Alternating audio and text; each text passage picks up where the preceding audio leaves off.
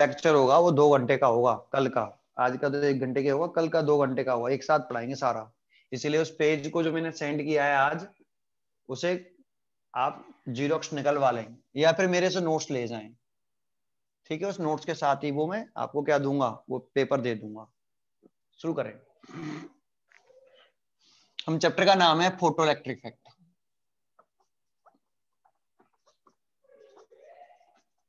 हमने आपको बताया था कि फोटो इलेक्ट्रिक इफेक्ट क्या होता है, ठीक है।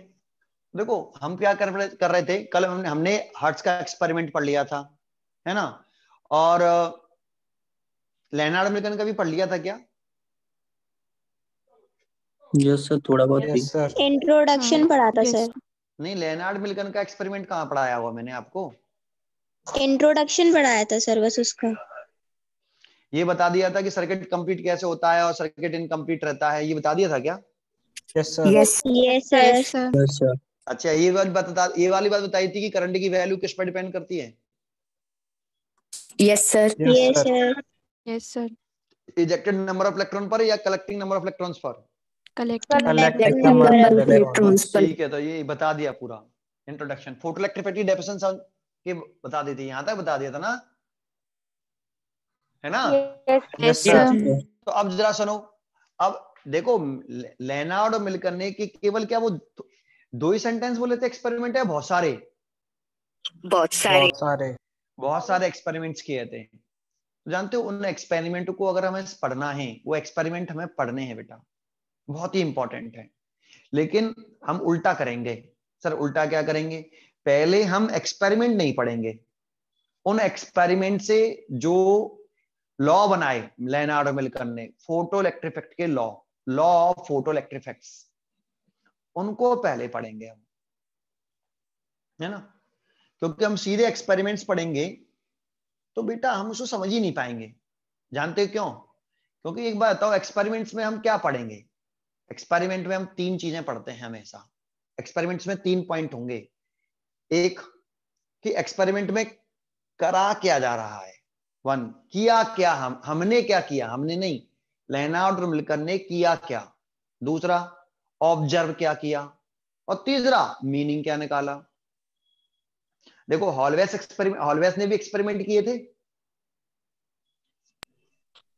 Yes sir. लेकिन उसने लाइट डाली और ऑब्जर्व क्या किया, उसने क्या किया, नेगेटिव प्लेट पर लाइट डाली, नेगेटिव मेटेलिक प्लेट पर अल्ट्रावायलेट लाइट डाली, ये उसने किया। उसने ऑब्जर्व क्या किया कि करंट फ्लो कर रही है, ये ऑब्जर्व किया। मीनिंग क्या निकाला, तो मीनिंग ही तो नहीं निकाल पाया, है ना। 3 पॉइंट होते हैं। उसने करा क्या, तो हॉलवेस ने ultraviolet light negative metal plate पर इंसिडेंट करी। उसने देखा क्या, उसे दिखाई क्या दिया, ऑब्जर्व क्या हुआ उसने देखा कि एमीटर में रीडिंग आ रही है, करंट फ्लो कर रही है। फिर उसने इसका मीनिंग क्या निकाला, तो मीनिंग ही तो नहीं निकाल पाया कि ऐसा क्यों हो रहा है। कुछ समझ में आया? Yes sir. ये काम लेनार्ड और मिल्टन कर रहे हैं। तो लेनार्ड और मिल्टन ने अल्ट्रावायलेट लाइट डाली, देखा क्या कि लाइट करंट फ्लो कर रही है, ये देखा। फिर उन्होंने मीनिंग बताया कि जो इलेक्ट्रॉन निकलते हैं तो इलेक्ट्रॉनों पर नेगेटिव चार्ज होता है, और जो दूसरी प्लेट है वो पर पॉजिटिव चार्ज है, तो प्लेट उन इलेक्ट्रॉनों को क्या कर लेती है, अट्रैक्ट कर लेती है, और सर्किट क्या हो जाता है, कंप्लीट। और सर्किट कंप्लीट हो जाता है तो करंट फ्लो करने लगती है। यही इन्होंने मतलब निकाला, मीनिंग निकाला। ये समझ में आया? Yes sir. ठीक है। लेकिन एक बात बताओ, जब हॉलवेस मीनिंग नहीं निकाल पा रहे हैं एक्सपेरिमेंटों के, किससे, उन्होंने लाइट डाली और उन्हें दिखाई भी दे गया था करंट है, लेकिन मीनिंग नहीं निकाल पाए थे। तो एक बात बताओ, हम साथ डायरेक्ट अगर हम एक्सपेरिमेंट पढ़ेंगे लेनार्ड और मिल्टन के, तो मैं आपको ये बताऊंगा कि उन्होंने किया क्या, और फिर मैं आपको ये बताऊंगा कि उन्होंने ऑब्जर्व क्या किया। क्या हम उसकी मीनिंग निकाल लेंगे फिर? No sir. जब हॉलवेस जैसा साइंटिस्ट नहीं निकाल पा रहा था तो हम भी नहीं निकाल पाएंगे। तो हम क्या कर लें, पहले लेनार्ड और मिल्टन ने उन एक्सपेरिमेंट के बेसिस पर जो रिजल्ट निकाले, ऑब्जर्वेशन निकाले, उन्हें लिख दिया उन्होंने किसके टर्म में, law of photo electric effect के टर्म में। तो हम पहले law of photo electric effect पढ़ लें पहले से ही, कि उन्होंने क्या क्या एक्सपेरिमेंट से क्या क्या रिजल्ट निकाले, उन सबको पहले हम पढ़ लें। पढ़ लेंगे तो हमें मालूम पड़ जाएगा कि उन्होंने कौन कौन से क्या क्या मीनिंग निकाले। फिर उन एक्सपेरिमेंटों को पढ़ेंगे अगर हम, तो हमें वो समझ में आएगा या नहीं आएगा? आएगा। आ जाएगा। तो हम उल्टा करेंगे। पहले हम लेनार्ड और मिल्टन ने अपने एक्सपेरिमेंट से फोटो इलेक्ट्रिक इफेक्ट के लॉ दिए, law of photo electric effect, वो क्या बताए थे। लेकिन ये जितने भी लॉ बनाएगा लेनार्ड और मिल्टन, ये किस बेस पर होंगे? उन एक्सपेरिमेंट के बेस पर। उन लॉ को हम पहले पढ़ लेते हैं। लॉ पढ़ने के बाद फिर हम ये जानने की कोशिश करेंगे कि उन्होंने ये कौन कैसे एक्सपेरिमेंट किया था और कैसे इन चीजों को ऑब्जर्व किया। होगी आपकी। ठीक है, वीडियो ऑफ। तो कैसे ऑब्जर्व किया ये चीज हम देखेंगे। समझ में आया था आपको ये पहले? Yes sir. ठीक है, तो अब हम पहले क्या पढ़ रहे हैं? Law of photo electric effect. आज हम law of photo electric effect पढ़ेंगे। तो जो भी लॉ पढ़ेंगे हम, उन सबको लेनार्ड मिल्टन ने कैसे एक्सपेरिमेंट करके ये लॉ दिए, इनको हम कल के लेक्चर में पढ़ेंगे। ठीक है, आज तो हम केवल लॉ पढ़ ले रहे हैं।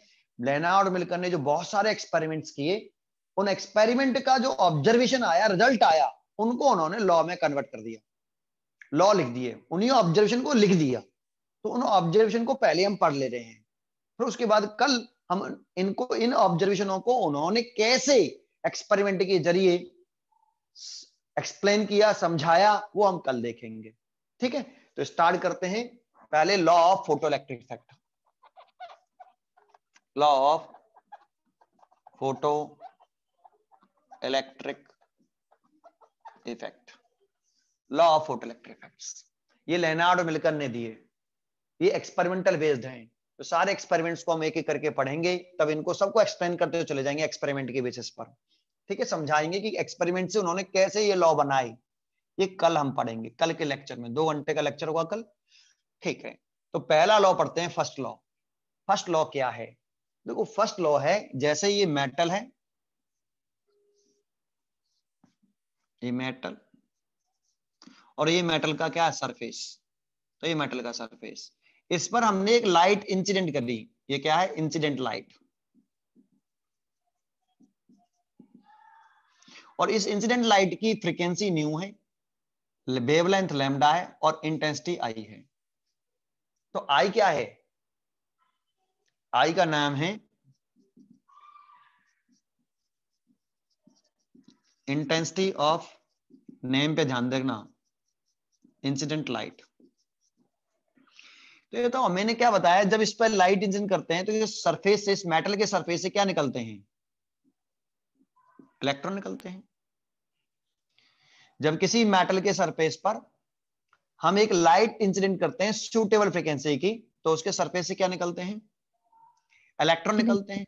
और इन इलेक्ट्रॉनों को हम क्या बोलते हैं? Ejected electron. कहां से निकले हैं ये? मेटल के सरफेस से। क्या करने पर? लाइट डालने पर।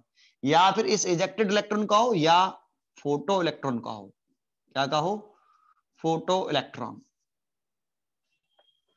तो अब लॉ क्या है फर्स्ट? कि एन प्रोपोर्शनल टू आई। ये फर्स्ट लॉ है। सर एन क्या है? तो एन का नाम सुनते हैं कि एन क्या है? एन है नंबर ऑफ,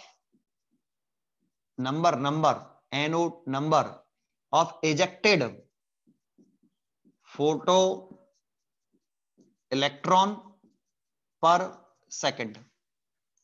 एक सेकंड में इजेक्ट होने वाले इलेक्ट्रॉनों के number of ejected electron, photo electron पर सेकंड। एक सेकंड में कितने इलेक्ट्रॉन इजेक्ट हो रहे हैं? एन। और आई क्या है? Intensity of incident light. यही लिख देता हूं, आई क्या है? इंटेंसिटी ऑफ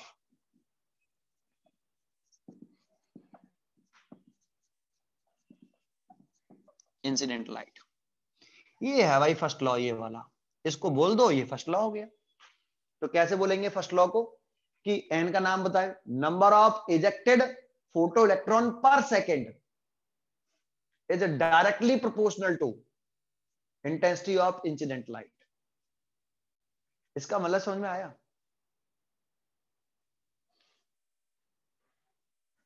इसका मतलब समझ में आता है? ये लॉ है सर, ये कैसे प्रूव कर दिया, एक्सप्लेन कैसे करेंगे इसको? तो वो तो मैं एक्सपेरिमेंट से समझाऊंगा आपको। फर्स्ट लॉ ये दिया उन्होंने, ये फर्स्ट ऑब्जर्वेशन आया आपका इनका इस एक्सपेरिमेंट से।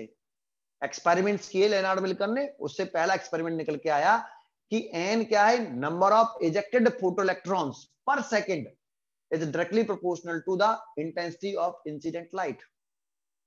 इसका मतलब है कि अगर एक मेटल है उस पर हम लाइट इंसिडेंट कर रहे हैं, उसकी इंटेंसिटी आई है, तो मान लो इससे कितने इलेक्ट्रॉन निकलते हैं एक सेकंड में, 4 इलेक्ट्रॉन निकलते हैं। एन कितने हैं, 4। मान लो आई इंटेंसिटी लाइट डालने से इससे कितने इलेक्ट्रॉन निकल रहे हैं एक सेकंड के अंदर, 4 इलेक्ट्रॉन निकल रहे हैं। लाइट कंटिन्यूअसली डालते रहोगे, आई इंटेंसिटी की लाइट डालते रहे, कंटिन्यूअस लाइट डाल रहे हैं, तो एक सेकंड में 4 निकले, अगले एक सेकंड में फिर 4 निकले। लाइट डालते रहो आप, light incident continuously light incident कर रहे हो, तो कंटिन्यूअसली एवरी 1 सेकंड में 4 इलेक्ट्रॉन निकलते हैं। लाइट डाली, एक सेकंड में 4 इलेक्ट्रॉन निकल गए, फिर लाइट डालते रह रहे हो तो अगले एक सेकंड में 4 निकल गए, फिर अगले एक सेकंड में 4 निकल गए, फिर अगले एक सेकंड में 4 निकल गए। ऐसे थोड़ी है कि लाइट डाल दोगे तो एक बार 4 इलेक्ट्रॉन निकल जाएंगे, फिर लाइट डालते रहोगे कंटिन्यूस, फिर निकलेंगे ही नहीं, ऐसा नहीं है। आप लाइट कंटिन्यूअसली, आई इंटेंसिटी की लाइट कंटिन्यूअसली डालते रहोगे, तो आई इंटेंसिटी की लाइट डालने से क्या लिख रहा है, नंबर ऑफ इजेक्टेड फोटोइलेक्ट्रॉन पर सेकंड, तो एक सेकंड में कितने इलेक्ट्रॉन निकलते हैं, 4। फिर नेक्स्ट एक सेकंड में फिर 4, फिर नेक्स्ट एक सेकंड में फिर 4, फिर नेक्स्ट एक सेकंड में फिर 4 आया, तो I directly proportional to N। इसका मतलब फिर एक और पॉइंट हो गया कि अगर हम इस I को 2I कर दें, तो इंटेंसिटी डबल कर दें, तो अब कितने इलेक्ट्रॉन निकलेंगे एक सेकंड में, 8. 8 electrons. क्योंकि इंटेंसिटी डबल इंक्रीज करोगे तो ejected number of electron, number of ejected photo electron भी तो इंक्रीज होंगे पर सेकंड, क्योंकि इंटेंसिटी डबल करेंगे तो ejected number of photo electron भी डबल हो जाएंगे, डायरेक्टली रिलेशन है। तो इसका मतलब ये है, ठीक है। तो ये फर्स्ट लॉ दिया है इन्होंने, और ये सर ये कैसे बोल दिया कि इजेक्टेड नंबर ऑफ इलेक्ट्रॉन पर second intensity of the incident light के डायरेक्टली प्रोपोर्शनल होगा। सर इसे हम प्रूफ एक्सप्लेन कर पाएंगे, तो मैंने कहा लेनार्ड मिल्टन के एक्सपेरिमेंट से इस वाले पॉइंट को हम समझा पाएंगे कि ऐसा उन्होंने किस बेसिस पर बोला, उस एक्सपेरिमेंट से समझा पाएंगे। तो अब अगर जानना चाहते हो कि ऐसा क्यों हो गया, तो हमें लेनार्ड मिल्टन के एक्सपेरिमेंट्स पढ़ने पड़ेंगे। और नहीं जानना चाहते हो, केवल लॉ पढ़ते हो, लॉ ऑफ फोटोइलेक्ट्रिक इफेक्ट, तो ये हो ही गया, फिर तो फर्स्ट लॉ हो गया, अभी कंप्लीट नहीं हुआ। And N is independent of frequency या लैम्डा। न्यू क्या है, frequency of incident light, frequency of incident light, नाम ध्यान रखना, मिटालने पड़ेंगे भी मेरे को, इसलिए नाम पे कॉन्सेंट्रेट कर लो। फ्रीक्वेंसी नहीं, केवल ऐसा नहीं कि frequency of light, incident light, incident light की फ्रीक्वेंसी, इंटेंसिटी इंसिडेंट लाइट की, ठीक है। और लैम्डा क्या है, wavelength of incident light. An independent है फ्रीक्वेंसी से या वेवलेंथ से, मतलब समझो इसका मतलब क्या, ये मेटल सरफेस है, मेटल है, ये मेटल का सरफेस, इस पर हमने आई इंटेंसिटी की और न्यू फ्रीक्वेंसी की लाइट डाली, तो मान लो कि कितने इलेक्ट्रॉन निकले एक सेकंड में, 4 इलेक्ट्रॉन निकले, एन बराबर 4 इलेक्ट्रॉन निकले एक सेकंड में, पर सेकंड है ना, एक सेकंड में 4 इलेक्ट्रॉन निकलने हैं, इलेक्ट्रॉन पर सेकंड एन, ठीक है। अब मैंने क्या करा, फ्रीक्वेंसी को डबल कर दिया, इंटेंसिटी को कुछ नहीं किया, केवल फ्रीक्वेंसी डबल कर दी, तो बताओ इजेक्टेड नंबर ऑफ इलेक्ट्रॉन पर क्या इफेक्ट पड़ेगा, 4 ही रहेंगे, कोई कुछ नहीं। इफेक्ट नहीं पड़ेगा। कोई इफेक्ट नहीं पड़ेगा। वेवलेंथ चेंज कर देंगे तो कोई इफेक्ट नहीं पड़ेगा। तो फ्रीक्वेंसी जो इजेक्टेड नंबर ऑफ इलेक्ट्रॉन है, फोटो इलेक्ट्रॉन है पर सेकंड, वो इंडिपेंडेंट रहते हैं किससे, फ्रीक्वेंसी से। ये आपका ये फर्स्ट लॉ पूरा कंप्लीट हुआ है, ये पूरा फर्स्ट लॉ है, एक लॉ हो गया। समझ में आया आपको पहले इतना? Yes sir. Yes sir. अगर आप ये जानना चाहते हो कि सर ये ऐसा लेनार्ड और मिल्टन को उस एक्सपेरिमेंट से कैसे मालूम पड़ा कि इसके साथ डायरेक्ट रिलेशन रहेगा, ये इसके साथ इंडिपेंडेंट रहेगा, कैसे एक्सपेरिमेंट से मालूम पड़ा, तो पहले एक्सपेरिमेंट पढ़ने पड़ेंगे, तब ये समझ में आएगा। ये एक ऑब्जर्वेशन है, एक्सपेरिमेंट में उन्होंने कहा कि देखो ऐसा होता है, तो उन्होंने किस बेसिस पर ऐसा कहा तो उसको समझेंगे आगे। क्लियर है? इतनी बात समझ में आई? Yes, sir. Yes, sir. अब Yes, बताओ, sir. अगर हम ये पढ़ेंगे नहीं तो हम इतना दिमाग थोड़ी चला पाएंगे कि हमें ये ढूंढना है। उन एक्सपेरिमेंटों में हमें ये रिजल्ट ढूंढना है, एन आई के साथ डायरेक्टली प्रोपोर्शनल है। उस एक्सपेरिमेंट में ये ढूंढना है कि एन इंडिपेंडेंट है फ्रीक्वेंसी से और लैम्डा से, ये ढूंढना है उन एक्सपेरिमेंट्स में। अब हमें मालूम पड़ेगा तो ये चीज ढूंढनी है, अच्छा एक्सपेरिमेंट में हमें ये चीज पता करनी है कि कैसे पता करें इसको। ठीक है, ये फर्स्ट लॉ हो गया। सेकंड लॉ सुनते हैं, ये वेरी मोस्ट इंपॉर्टेंट लॉ है, वेरी मोस्ट इंपॉर्टेंट। सुनते हैं सेकंड लॉ क्या है। एक वर्ड होता है थ्रेशोल्ड फ्रीक्वेंसी। थ्रेशोल्ड फ्रीक्वेंसी, जानते हो ये थ्रेशोल्ड फ्रीक्वेंसी मेटल की होती है, इंसिडेंट लाइट की नहीं होती, इलेक्ट्रॉन की नहीं होती, किसकी होती है? मेटल की। Threshold frequency of metal. Metal sir metal की, हाँ। Threshold frequency, threshold frequency is depends on nature of material of metal, material of metal, material of metal. Threshold frequency is depends on nature of material of metal. मतलब different different metal के लिए अगर metal का जो material है वो different है, जैसे एक कॉपर का है, एक एल्यूमिनियम का है, एक सीजियम का है, एक प्लेटिनियम का है, डिफरेंट मेटल हो गए। तो डिफरेंट डिफरेंट मेटल के लिए थ्रेशोल्ड फ्रीक्वेंसी डिफरेंट डिफरेंट होती है। सेम मेटल के लिए थ्रेशोल्ड फ्रीक्वेंसी सेम होती है। जैसे अगर ये मटेरियल ऑफ मेटल पे डिपेंड करती है, तो मेरे पास एक ये कॉपर का पीस है, कॉपर मेटल, मेटल होता है ना कॉपर। मेरे पास एक और कॉपर का पीस है, ये भी कॉपर मेटल है, ये भी कॉपर मेटल है। तो बताओ इन दोनों में से किसकी थ्रेशोल्ड फ्रीक्वेंसी ज्यादा होगी? एक Same छोटा एक बड़ा है, सेम होगी। सेम रहेगी। एक छोटा है और एक बड़ा है, तो किसकी ज्यादा होगी? same होगी. सेम सेम होगी रहेगी। दोनों। सेम होगी। एक तो डिफरेंट डिफरेंट मेटल के लिए डिफरेंट डिफरेंट, लेकिन अगर सेम मटेरियल है, मेटल का मटेरियल सेम है, तो छोटा बड़ा से कोई मतलब नहीं है। समझ में आया? साइज पे डिपेंड नहीं करती थ्रेशोल्ड फ्रीक्वेंसी, मेटल के साइज पे डिपेंड करें, मटेरियल ऑफ मेटल पे डिपेंड करती है। तो डिफरेंट डिफरेंट मेटल्स के लिए थ्रेशोल्ड फ्रीक्वेंसी डिफरेंट डिफरेंट, लेकिन सेम मेटल के लिए थ्रेशोल्ड फ्रीक्वेंसी सेम होती है। ठीक है, एक पॉइंट। दूसरा, सॉफ्ट मेटल होते हैं ना, सॉफ्ट मेटल, एक सॉफ्ट मेटल है, उसकी थ्रेशोल्ड फ्रीक्वेंसी स्मॉल होती है। थ्रेशोल्ड फ्रीक्वेंसी का सिंबल होता है new not. Threshold frequency of metal को रिप्रेजेंट करते हैं न्यू नॉट से। न्यू बना रहे हैं, न्यू। ये कैसे बना रहे हैं? समझ में? ऐसे उल्टा सी बनाया थोड़ा सा ऐसे, फिर एक सी और बना दिया उल्टा ऐसे। समझ में आया? ये फ्रीक्वेंसी को शो करने का तरीका है, इसे न्यू बोलते हैं, न्यू नॉट बोलेंगे। ये तो फ्रीक्वेंसी ऑफ इंसिडेंट लाइट और ये threshold frequency new not. Soft metal के लिए ये वेरी स्मॉल होती है, सॉफ्ट मेटल के लिए स्मॉल, जितना ज्यादा सॉफ्ट होगा उतना ही स्मॉल वैल्यू होगी। और हार्ड मेटल होगा उनके लिए ये लार्ज होती है। सर सॉफ्ट मेटल बता दो, तो एल्कली मेटल जो होते हैं, एल्कली मेटल। अब एल्कली मेटल्स जानते हो कौन से होते हैं? एल्कली मेटल नाम बता सकते हो कैसे एल्कली मेटल का केमिस्ट्री के हिसाब से? Sodium, Sodium, potassium, potassium, sodium है, एक पोटेशियम है, और रुबिडियम, सीजियम, फ्रेंचियम। सीजियम भी होता है ना, caesium. Yes sir. Yes, yes sir. sir. तो जानते हो सबसे सॉफ्ट मेटल कौन सा इनमें से? सीजियम। ये सब एल्कली मेटल्स हैं। वैसे इन सबकी थ्रेशोल्ड फ्रीक्वेंसियां डिफरेंट हैं, क्योंकि अलग अलग मेटल्स सबकी डिफरेंस है, डिफरेंट है, लेकिन सबसे कम थ्रेशोल्ड फ्रीक्वेंसी किसकी है? सीजियम की या सोडियम की? सीजियम की। Sodium की. सीजियम इन सब में से सबसे सॉफ्ट है। ये एल्कली मेटल इनकी सबकी वैसे थ्रेशोल्ड फ्रीक्वेंसी कम होती है ना। ये सबकी जो है, ये जितने भी एल्कली मेटल्स हैं इन सबकी फ्रीक्वेंसियां कम होती हैं, थ्रेशोल्ड फ्रीक्वेंसी कम होती है ना। लेकिन सबसे कम किसकी होती है? सीजियम मेटल की। सीजियम मेटल जो होता है इसकी थ्रेशोल्ड फ्रीक्वेंसी सबसे कम होती है। वैसे एल्कली मेटल जितने भी हैं उन सब की थ्रेशोल्ड फ्रीक्वेंसी कम होती है, सॉफ्ट मेटल। चलो ठीक है सर, ये threshold frequency is depends on nature of material. Sir लेकिन इसका यूज क्या है? इसका एप्लीकेशन क्या है, इसका मतलब क्या है, वो समझ में नहीं आ रहा है। तो मैंने कहा अभी समझाते हैं। तो देखो इसका जो दूसरा रूल लॉ है वो ये नहीं है, ये तो मैंने आपको अलग से जानकारी दी, ये आपका लॉ नहीं है इसका।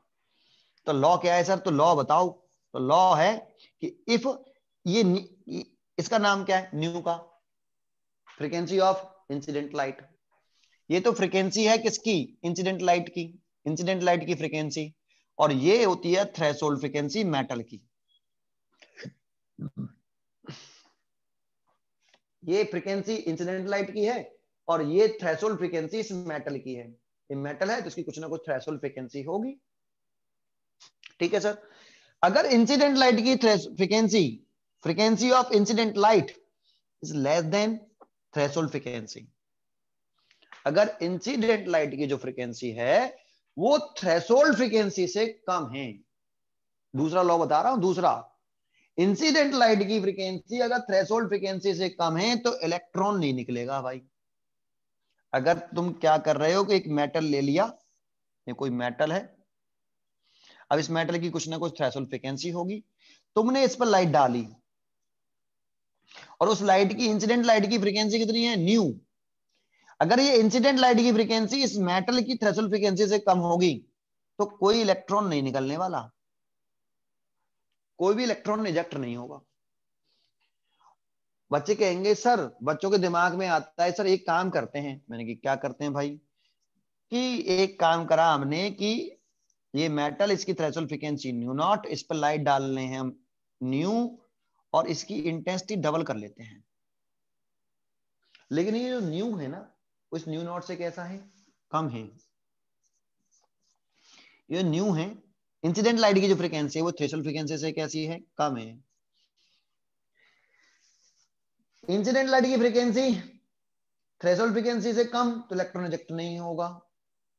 हमने सोचा यार कि intensity, ejected number of electron किस पर डिपेंड करते हैं, इंटेंसिटी से, शायद इंटेंसिटी बढ़ा दें तो इजेक्टेड नंबर ऑफ इलेक्ट्रॉन बढ़ जाए। तो भैया यहाँ पे तो जब आई इंटेंसिटी थी, न्यू फ्रीक्वेंसी की लाइट, इस लाइट जो इंसिडेंट लाइट है उसकी फ्रीक्वेंसी तो न्यू है, इंसिडेंट लाइट है उसकी इंटेंसिटी आई है, मेटल की थ्रेशोल्ड फ्रीक्वेंसी न्यू नॉट है।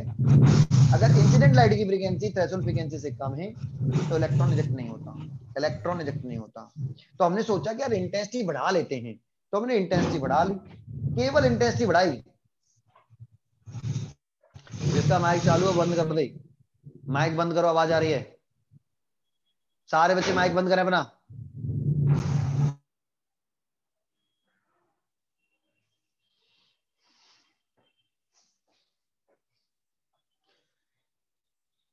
तो अगर हम इंटेंसिटी बढ़ा लेते हैं तो क्या इलेक्ट्रॉन इजेक्ट हो जाएगा, नहीं होगा। तो यही बात, पॉइंट, ये लॉ बना कि अगर इंसिडेंट लाइट की फ्रीक्वेंसी थ्रेशोल्ड फ्रीक्वेंसी से कम है तो इलेक्ट्रॉन इजेक्ट नहीं होगा, चाहे तुम कितनी भी इंटेंसिटी, इंसिडेंट लाइट की इंटेंसिटी कितनी भी बढ़ा लेना।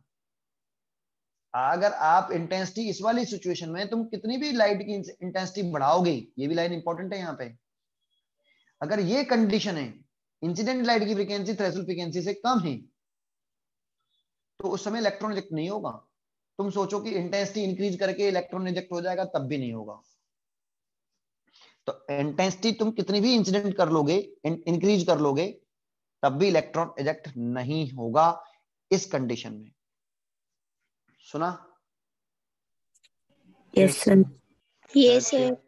ये फर्स्ट पॉइंट हो गया। सेकंड पॉइंट बोल रहा हूं, if nu less equal to nu not हो, अगर इस इंसिडेंट लाइट की जो फ्रीक्वेंसी है वो थ्रेशोल्ड फ्रीक्वेंसी के बराबर है, न्यू बराबर न्यू नॉट, ये इंसिडेंट लाइट की फ्रीक्वेंसी, ये मेटल की थ्रेशोल्ड फ्रीक्वेंसी, ये दोनों इक्वल है, तो इलेक्ट्रॉन इजेक्ट हो जाएगा, तो इलेक्ट्रॉन इजेक्ट हो जाएगा, इलेक्ट्रॉन हमें प्राप्त हो जाएगा, बट उस इलेक्ट्रॉन की काइनेटिक एनर्जी जीरो रहेगी। ये किसकी काइनेटिक एनर्जी है, इलेक्ट्रॉन की। जो इलेक्ट्रॉन इजेक्ट हुआ है उसकी काइनेटिक एनर्जी जीरो रहेगी। ये दूसरा पॉइंट दिया कि अगर इंसिडेंट लाइट की फ्रीक्वेंसी थ्रेशोल्ड फ्रीक्वेंसी के इक्वल हो, अगर इंसिडेंट लाइट की फ्रीक्वेंसी थ्रेशोल्ड फ्रीक्वेंसी के इक्वल हो तो इलेक्ट्रॉन तो इजेक्ट हो जाएगा, बट उस इलेक्ट्रॉन की काइनेटिक एनर्जी कितनी रहेगी? 0। ये दूसरा सेंटेंस बोला। अरे आया, उनसे Yes, पूछा sir. गया, यस सर। उनसे पूछा गया कि भाई इस जगह पर काइनेटिक एनर्जी 0 क्यों रहती है? तो बोला कि ये मेरे को नहीं मालूम, ये बस इतना बता रहा हूं कि अगर इतनी पर करोगे तो इलेक्ट्रॉन रिजेक्ट हो जाएगा, काइनेटिक एनर्जी 0 रहेगी, लेकिन क्यों रहेगी मेरे को नहीं मालूम। इन सब के जवाब कौन देगा? Einstein. आइंस्टीन। इनसे तो ये भी पूछा गया भाई कि लाइट डालने से इलेक्ट्रॉन निकल क्यों रहे हैं, ऐसा स्टेप बाय स्टेप समझाओ कि लाइट डालने से इलेक्ट्रॉन क्यों निकला। लेनार्डो मिल्टन से पूछा कि लाइट डालने से इलेक्ट्रॉन निकला क्यों, उसको स्टेप बाय समझाओ कि क्या प्रोसेस हुई होगी इलेक्ट्रॉन निकलने में, लाइट डालने से इलेक्ट्रॉन निकल क्यों रहा है। तो लेनार्डो मिलकर इस चीज को एक्सप्लेन नहीं कर पाए थे कि लाइट डालने से ऐसा क्या हुआ कि इलेक्ट्रॉन बाहर निकल आया, नहीं कर पाए एक्सप्लेन। बस इन्होंने ये कह दिया कि लाइट डालते हैं तो इलेक्ट्रॉन निकलता है, और किस कंडीशन में निकलता है ये भी बता दिया। क्या भाई ये कंडीशन होगी तो इलेक्ट्रॉन नहीं निकलेगा, ये कंडीशन होगी तो इलेक्ट्रॉन निकल आएगा, उसकी काइनेटिक एनर्जी 0 रहेगी। लेकिन उनसे ये पूछा गया कि लाइट डालने से ऐसा क्या हो रहा है कि इलेक्ट्रॉन इस वाली कंडीशन में इलेक्ट्रॉन निकल रहा है, तो क्यों निकल रहा है, उसका कुछ उसके तरीके को समझा सकते हो? तो ये एक्सप्लेन नहीं कर पाए थे इस चीज को। इसका जवाब कौन देगा? आइंस्टीन देंगे। आइंस्टीन ऐसी थ्योरी बनाएंगे, प्लैंक क्वांटम थ्योरी, जो इन सब जवाबों का, इस लेनार्ड और मिल्टन जिन चीजों को एक्सप्लेन नहीं कर पाए थे, एक्सपेरिमेंट से बता तो दिया, एक्सपेरिमेंटली डिस्कवर कर रहे हैं, एक्सपेरिमेंट में ये सब बता देंगे, एक्सपेरिमेंटल जवाब देंगे। ये सब एक्सपेरिमेंटली उन्होंने क्या किया है, जो फर्स्ट लॉ बनाया, सेकंड लॉ बनाया, ये सब एक्सपेरिमेंटल बेस्ड है कि विचार हैं? एक्सपेरिमेंट हैं, ये उन्होंने ऑब्जर्व किया, और ऑब्जर्व करने के बाद उन्होंने कहा कि भाई ऐसा हो रहा है, उसमें एक्सपेरिमेंटल उन्होंने प्रूव कर दिया इन चीजों को। लेकिन इसमें कुछ ऐसे पॉइंट थे जिनका जवाब वो दे ही नहीं पा रहे थे, जैसे लाइट डालने से इलेक्ट्रॉन क्यों निकला, इस वाली कंडीशन में इलेक्ट्रॉन निकल क्यों रहा है, और अगर इलेक्ट्रॉन निकल रहा है तो इस वाली कंडीशन में जो इलेक्ट्रॉन निकल रहा है उसकी काइनेटिक एनर्जी 0 क्यों है, ये बता नहीं पाए। अरे कुछ समझ में आया? कुछ समझ में आ रहा है? ये चीज नहीं बता पाए, बस ये कह रहे हैं कि भाई अगर ये वाली कंडीशन हो जाएगी तो इलेक्ट्रॉन रिजेक्ट हो जाएगा, और जो इलेक्ट्रॉन निकलेगा उसकी काइनेटिक एनर्जी 0 होगी। लेकिन काइनेटिक एनर्जी 0 क्यों होगी ये मेरे को नहीं मालूम। इसका जवाब देंगे आइंस्टीन जी। ठीक है, तो अभी देखो, अभी हम सस्पेंस बना के चल रहे हैं। शुरुआत ऐसा नहीं कि हम बना के चल रहे हैं, शुरुआत में बेटा आइंस्टाइन बाद में आया, लेनार्ड मिल्टन एक्सपेरिमेंट के बाद, है पहले ही आगे थे? बाद में। जब लेनार्ड और मिल्टन ने एक्सपेरिमेंट कर लिया उसके बाद इन्होंने लॉ बना दिए, लेकिन इनमें ऐसे बहुत सारे क्वेश्चन थे जिनका जवाब ये दे ही नहीं पाए थे। एक्सपेरिमेंट किए और लॉ भी बनाए, लॉ ऑफ फोटोइलेक्ट्रिक इफेक्ट, लेकिन कुछ क्वेश्चन ऐसे थे जिनका ये जवाब दे ही नहीं पा रहे थे। उन सब का जवाब कौन देंगे? आइंस्टाइन जी देंगे अपनी थ्योरी से, और इनके सभी लॉ को अपनी थ्योरी से एक्सप्लेन भी कर देंगे, समझा भी देंगे। तो देखो सब्र करो, आइंस्टाइन की थ्योरी आएगी तब समझेंगे। इन सब चीजों को दोबारा से पढ़ेंगे, दो बार पढ़ेंगे। एक बार हम ये पढ़ रहे हैं, फिर एक्सपेरिमेंट से इन सब चीजों को पढ़ेंगे, एक्सपेरिमेंट से लेनार्ड मिल्टन ने क्या किया, फिर तीसरी बार आइंस्टाइन ने इन सब चीजों को कैसे एक्सप्लेन किया ये पढ़ेंगे। तो सब्र करके एक एक कर पहले ध्यान दो, पहले कुछ सीखो। इतना समझ में आया आपको? Yes, yes sir. सर। तीसरा पॉइंट क्या कहा गया बताया इसमें? इफ अगर इंसिडेंट लाइट की फ्रीक्वेंसी थ्रेशोल्ड फ्रीक्वेंसी से ज्यादा है, अगर इंसिडेंट लाइट की फ्रीक्वेंसी, जो इंसिडेंट लाइट की फ्रीक्वेंसी है वो थ्रेशोल्ड फ्रीक्वेंसी से ज्यादा है, इस मेटल की थ्रेशोल्ड फ्रीक्वेंसी से ज्यादा है, तो इलेक्ट्रॉन भी इजेक्ट हो जाएगा, बट उस इलेक्ट्रॉन की काइनेटिक एनर्जी 0 नहीं होगी, कुछ ना कुछ काइनेटिक एनर्जी भी होगी, इलेक्ट्रॉन इजेक्ट भी होगा, और उस इलेक्ट्रॉन जो इजेक्ट हुआ है उसकी काइनेटिक एनर्जी 0 नहीं होने वाली। इतनी बात समझ में आई? Yes, sir. ठीक है, यही सेकंड लॉ है आपका। सर थ्रेशोल्ड फ्रीक्वेंसी की डेफिनेशन तो तुमने दी नहीं, what is the threshold frequency? तो डेफिनेशन ये है, लेकिन डेफिनेशन देने से पहले मैं एक क्वेश्चन पूछूंगा, फिर उसके बाद डेफिनेशन दूंगा। ये थ्रेशोल्ड फ्रीक्वेंसी की डेफिनेशन इसको बना देंगे हम। पहले एक बात बताओ, फोटोइलेक्ट्रिक इफेक्ट की डेफिनेशन क्या थी? देखो अब यहां से ये फोटोइलेक्ट्रिक इफेक्ट की जब हमने डेफिनेशन दी थी, अब सेंटेंस क्लियर होगा वहां पे। तो क्या कहा गया था कि जब किसी मेटल के सरफेस पर कैसी लाइट इंसिडेंट करते हैं, सूटेबल फ्रीक्वेंसी की। याद है आपको, एक मेटल के सरफेस पर कैसी लाइट इंसिडेंट करते हैं, सूटेबल फ्रीक्वेंसी। और सूटेबल फ्रीक्वेंसी कौन सी थी भाई, हाई फ्रीक्वेंसी। High frequency. तो ये क्यों वर्ड यूज किया गया कि भाई जब किसी मेटल के सरफेस पर एक सूटेबल फ्रीक्वेंसी की लाइट इंसिडेंट करें तो उसके सरफेस से इलेक्ट्रॉन इजेक्ट होने लगते हैं, और उस इलेक्ट्रॉन को, उस इजेक्टेड इलेक्ट्रॉन को फोटो इलेक्ट्रॉन बोलते हैं, और इस फिनोमेना को क्या बोलते हैं, फोटो इलेक्ट्रिक इफेक्ट कहते हैं। तो ये सूटेबल फ्रीक्वेंसी क्यों लगाया, आप समझ में आ रहा होगा यहां से? समझ में आया, यहां से समझ में आ रहा होगा? Yes sir. Yes sir. अब सोचो, अगर हम इंसिडेंट लाइट की फ्रीक्वेंसी, जो इंसिडेंट लाइट की फ्रीक्वेंसी, ऐसी लाइट इंसिडेंट करी जिसकी फ्रीक्वेंसी, एक लाइट इंसिडेंट कर रहे हैं जिसकी फ्रीक्वेंसी इस मेटल के थ्रेशोल्ड फ्रीक्वेंसी से कम है, तो बताओ इलेक्ट्रॉन रिजेक्ट हो जाएगा? No sir. No sir. तो इसीलिए ऐसे थोड़ी कि कोई सी भी लाइट डाल दोगे इलेक्ट्रॉन रिजेक्ट हो जाएगा।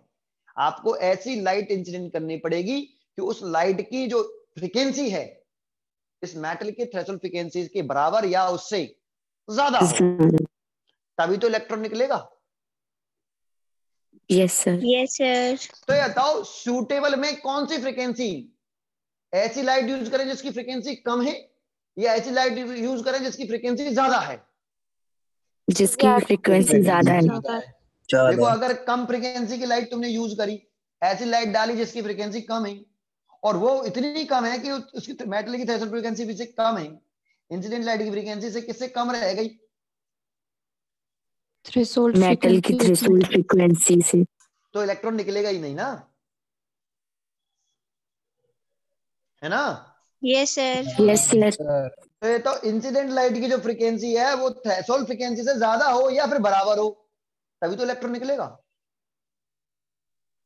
Yes sir. Yes yes sir. तो सर। बताओ सूटेबल फ्रीक्वेंसी चांस जो है, सूटेबल फ्रीक्वेंसी के जो चांस हैं कि सूटेबल फ्रीक्वेंसी कौन सी होनी चाहिए, हाई फ्रीक्वेंसी या लो फ्रीक्वेंसी? High frequency. अरे जब ये वाली आप जो फ्रीक्वेंसी लाइट इंसिडेंट कर रहे हो, अगर ये ज्यादा से ज्यादा रखोगे तो चांस बढ़ेंगे ना, इस न्यू की वैल्यू ज्यादा से ज्यादा लो, न्यू की वैल्यू ज्यादा से ज्यादा लोगे तो चांस होंगे ना कि न्यू की वैल्यू किससे ज्यादा रहेगी, थ्रेशोल्ड थ्रेशोल्ड फ्रीक्वेंसी। फ्रीक्वेंसी से। भाई अब तुम इसे हाई लो, पहले से ही हाई ले लोगे तो इसके चांस बढ़ जाएंगे इससे ज्यादा होने के, और इलेक्ट्रॉन रिजेक्ट होने के भी चांस बढ़ेंगे। लेकिन अगर शुरुआत में ही आपने कैसे ले लिए, वेरी स्मॉल फ्रीक्वेंसी की लाइट इंसिडेंट करी, तो हो सकता है कि इतनी फ्रीक्वेंसी कम है थ्रेशोल्ड फ्रीक्वेंसी से, ये वाला केस बन जाए और इलेक्ट्रॉन रिजेक्ट ही ना हो। समझ में आया? Yes sir. इसीलिए हम जब फोटो इलेक्ट्रिक इफेक्ट की डेफिनेशन दे रहे हैं, तो फोटो इलेक्ट्रिक इफेक्ट की डेफिनेशन में हम ये क्यों वर्ड यूज कर रहे हैं, समझ में आ गया होगा कि फोटो इलेक्ट्रिक इफेक्ट की डेफिनेशन जो मैंने दी थी, तो उस वर्ड यूज हुआ था कि जब किसी मेटल के सरफेस पर हम एक suitable frequency, that means bracket में लिख देंगे हाई फ्रीक्वेंसी या फिर लो वेवलेंथ। सर लो वेवलेंथ क्यों लिखा? देखो फ्रीक्वेंसी का वेवलेंथ के साथ रिलेशन, इनवर्स। फ्रीक्वेंसी हाई होगी तो वेवलेंथ लो होगा, लो वेवलेंथ होगी, इंसिडेंट लाइट की वेवलेंथ लो है तो फ्रीक्वेंसी तो अपने आप ही हाई होगी। तो एक ही बात है ये, ठीक है? इतनी बात समझ में आई? Yes yes sir. सर। तो जब किसी मेटल के सरफेस पर सूटेबल फ्रीक्वेंसी की, दैट ब्रैकेट में लिख देंगे हाई फ्रीक्वेंसी की लाइट इंसिडेंट करते हैं, तो उसके सरफेस से इलेक्ट्रॉन इजेक्ट होते हैं। इस फिनोमेना को फोटो इलेक्ट्रिक इफेक्ट कहते हैं, और जो इलेक्ट्रॉन इजेक्ट होते हैं उन इलेक्ट्रॉनों को फोटो इलेक्ट्रॉन कहा जाता है। तो अब इसमें जो वर्ड यूज हो रहा था सूटेबल फ्रीक्वेंसी, ये वाली बात आपको समझ में आ रही होगी इस वाले पॉइंट से। Yes sir. Yes sir. Yes sir. ठीक है सर, थ्रेशोल्ड फ्रीक्वेंसी की डेफिनेशन देना चाहें तो थ्रेशोल्ड फ्रीक्वेंसी की डेफिनेशन क्या बनाएंगे बताओ? एक बताओ, अगर हमें किसी मेटल सरफेस से इलेक्ट्रॉन निकालना है तो कम से कम कितनी फ्रीक्वेंसी की लाइट इंसिडेंट करूं? Threshold full frequency. एनर्जी के इक्वल हो। अगर मैं इलेक्ट्रॉन निकालना चाहता हूं भाई, कि भाई केवल इलेक्ट्रॉन निकल आए, तो क्या कितनी भी फ्रीक्वेंसी की लाइट इंसिडेंट करने से इलेक्ट्रॉन निकल आएगा? No, sir. The No, sir. threshold frequency. तो हमें कम से कम फ्रीक्वेंसी, इंसिडेंट लाइट की फ्रीक्वेंसी मिनिमम कितनी रखें, कम से कम कितनी रखें कि इलेक्ट्रॉन इजेक्ट होना चाहिए? तो इंसिडेंट लाइट की फ्रीक्वेंसी कम से कम मेटल के थ्रेशोल्ड फ्रीक्वेंसी के बराबर तो हो, कम से कम। अगर इंसिडेंट लाइट की फ्रीक्वेंसी इस थ्रेशोल्ड फ्रीक्वेंसी से भी कम हो गई तो फिर इलेक्ट्रॉन इजेक्ट नहीं होगा। नहीं हो। तो इंसिडेंट लाइट की जो फ्रीक्वेंसी है वो कम से कम किसके बराबर रखें हम, कम से कम कितना रखें? थ्रेशोल्ड थ्रेशोल्ड फ्रीक्वेंसी के फ्रीक्वेंसी के बराबर। तो मिनिमम वर्ड यूज करें या मैक्सिमम? मिनिमम। मिनिमम।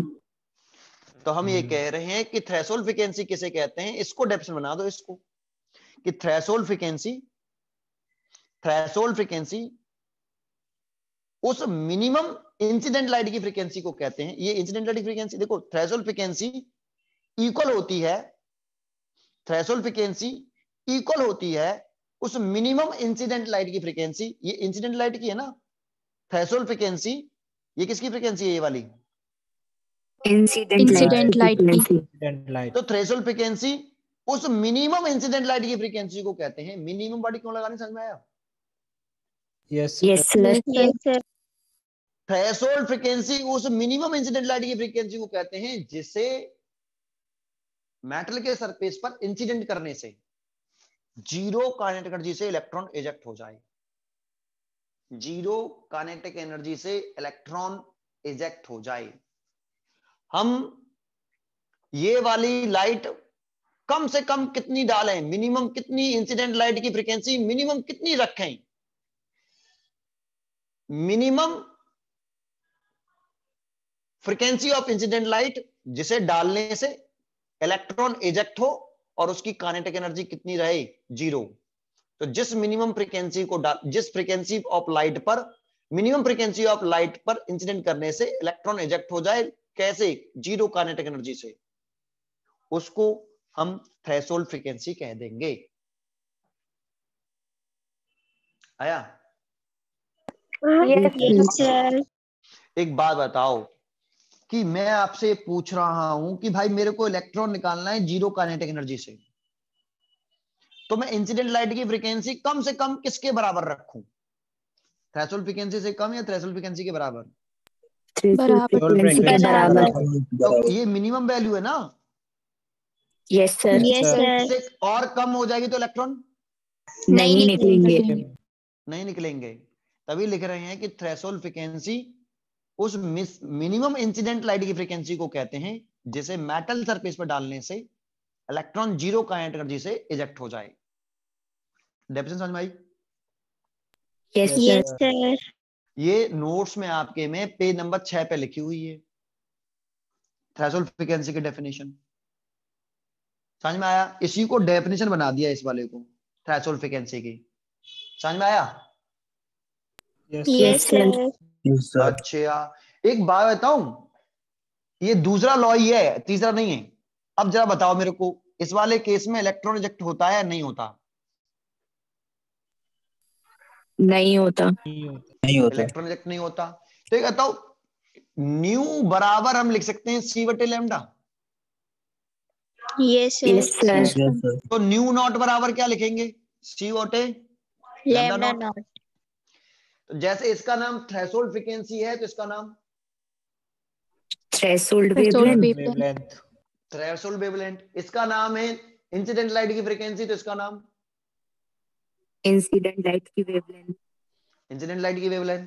तो जो न्यू की जगह पे लिख दूं ये C over lambda less than C over lambda naught. इस वाले केस में इलेक्ट्रॉन तो नहीं निकलता ना, नो सर।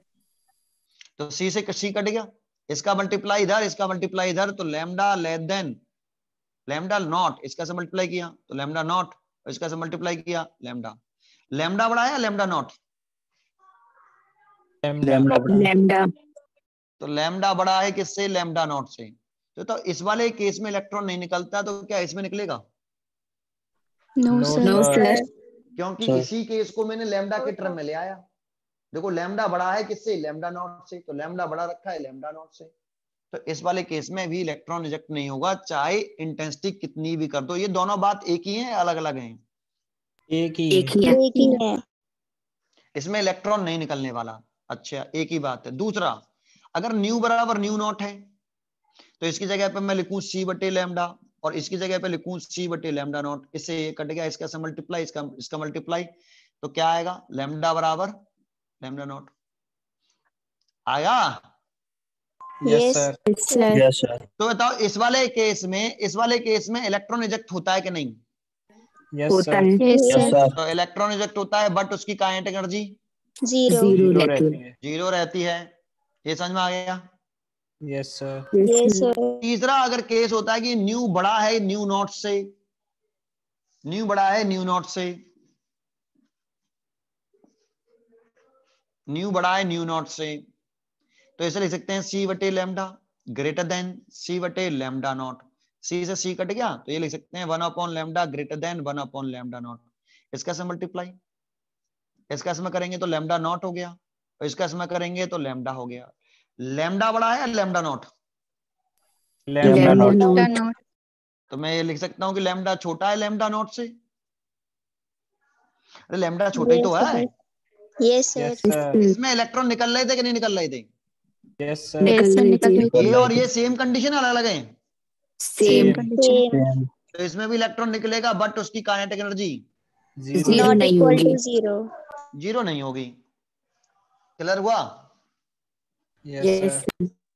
तो ये बताओ इसको हम किसकी डेफिनेशन बना सकते हैं इसको? Threshold wavelength. थ्रेशोल्ड वेवलेंथ की। तो ये बताओ थ्रेशोल्ड वेवलेंथ की डेफिनेशन हमें क्या बोलनी चाहिए, कोई बोलेगा? जैसे मैंने थ्रेशोल्ड फ्रीक्वेंसी की डेफिनेशन बोली, ऐसी थ्रेशोल्ड वेवलेंथ की डेफिनेशन कोई बताएगा, क्या लिखेंगे? नोट्स में से देख के बोल दो, पेज नंबर 6 पे लिखिए।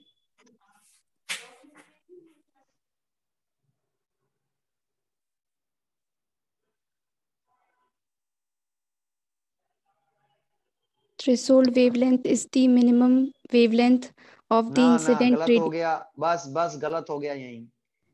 थ्रेशोल्ड ओ हाँ सर, फ्रीक्वेंसी। देख के बोल दिया।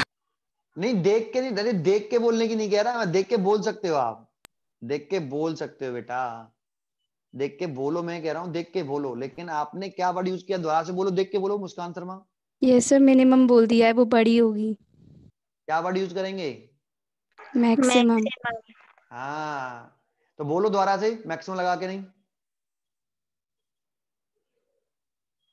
अरे बोलो अभी जो बोल रहे थे। Yes sir, threshold wavelength is the maximum wavelength of the incident radiation for which the photoelectrons are just emitted from a metal surface without any kinetic energy. अब इसमें Sorry, with मैक्सिमम क्यों kinetic बोल रहे हैं? energy. With kinetic energy. नहीं, without kinetic energy. Yes sir. Kinetic हाँ. Energy तो zero है ना, Yes sir. तो विदाउट काइनेटिक एनर्जी, तो इसमें मैक्सिमम क्यों बोला बताओ? क्योंकि सर वो बड़ी होगी उससे, तभी। अब जरा समझो फिर दोबारा से, ध्यान से सुनो। इंसिडेंट लाइट की फ्रीक्वेंसी कम से कम कितनी रखूं जिससे इलेक्ट्रॉन निकल आए, कम से कम?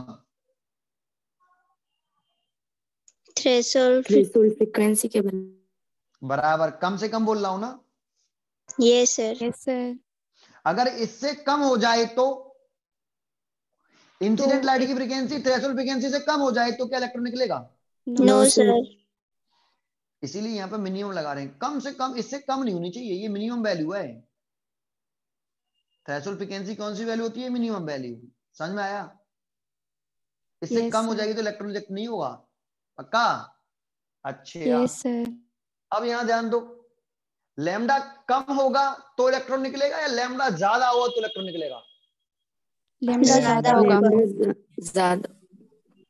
इंसिडेंट लाइट की वेवलेंथ कम होगी तब इलेक्ट्रॉन निकालना आसान है, या इंसिडेंट लाइट की वेवलेंथ ज्यादा होगी तो इलेक्ट्रॉन निकालना आसान है? ज्यादा होगी वेवलेंथ तब। ज्यादा होगी। अबे बेवकूफ, वो कैसे, कम ज्यादा भी तो होगी निकल ही नहीं रहा तब। है। होगी। इंसिडेंट लाइट की वेवलेंथ अगर किससे ज्यादा हो जा रही है, थ्रेशोल्ड वेवलेंथ से, तो इलेक्ट्रॉन निकल ही नहीं रहा। यहाँ पर इंसिडेंट लाइट की वेवलेंथ अगर ज्यादा हो जा रही है किससे, थ्रेशोल्ड वेवलेंथ से। तो इलेक्ट्रॉन निकल रहा है क्या? No No, sir sir. No sir. Sir. और अगर इंसिडेंट लाइट की वेवलेंथ कम रहती है किससे, थ्रेशोल्ड थ्रेशोल्ड wavelength. वेवलेंथ से। तो इलेक्ट्रॉन निकल रहा है कि नहीं निकल रहा है? Yes, निकल sir. रहा है। Yes sir. तो वेवलेंथ की मैक्सिमम वैल्यू कितनी हो जब तक इलेक्ट्रॉन निकल ही आए? मैक्सिमम लैम्डा नॉट के बराबर। इंसिडेंट लाइट की मैक्सिमम वैल्यू कितनी हो, मैक्सिमम सबसे ज्यादा कितनी वैल्यू हो? लैम्डा लैम्डा नॉट के नॉट। बराबर। लैम्डा नॉट के बराबर। तो इलेक्ट्रॉन निकल आएगा। लेकिन अगर लैम्डा की वैल्यू इस मैक्सिमम लैम्डा की वैल्यू इससे भी लैम्डा नॉट से भी ज्यादा हो गई तो नहीं तो नहीं निकले। तो नहीं निकलेगा। निकलेगा। तो नहीं निकलेगा। तो आपकी जो इंसिडेंट लाइट की जो वेवलेंथ है मैक्सिमम कितनी होनी चाहिए इलेक्ट्रॉन निकालने के लिए? मेरे को इलेक्ट्रॉन निकालनी है। Lambda not के लैम्डा नॉट बराबर. के लैम्डा बराबर। नॉट के बराबर।